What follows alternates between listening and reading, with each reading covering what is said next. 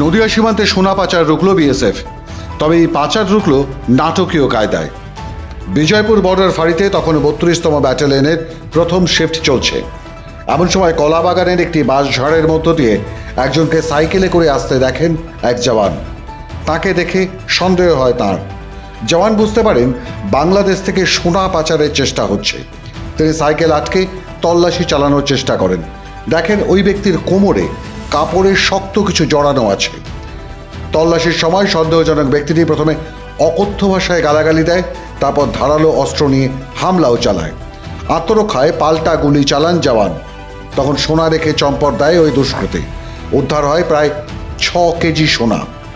এর মধ্যে রয়েছে 22টি সোনার বিস্কুট, 8টি সোনার ইট, একটা ছোট সোনার টুকরো। সব মিলিয়ে এর আনুমানিক মূল্য প্রায় 4 কোটি 32 লক্ষ টাকার কাছাকাছি। সোনার বিস্কুট এবং সোনার ইট ডিআরআই কলকাতার হাতে তুলে দেয় বিএসএফ। সোনা পাচারের খবর চাউর হতেই এলাকায় শোরগোল পড়ে যায়।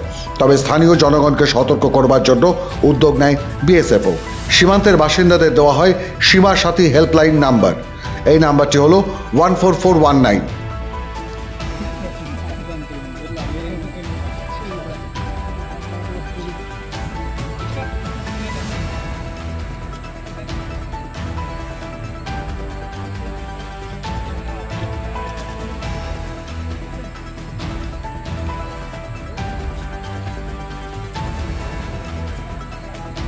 এছাড়া একটি হোয়াটসঅ্যাপ নম্বরও দেওয়া হয়েছে।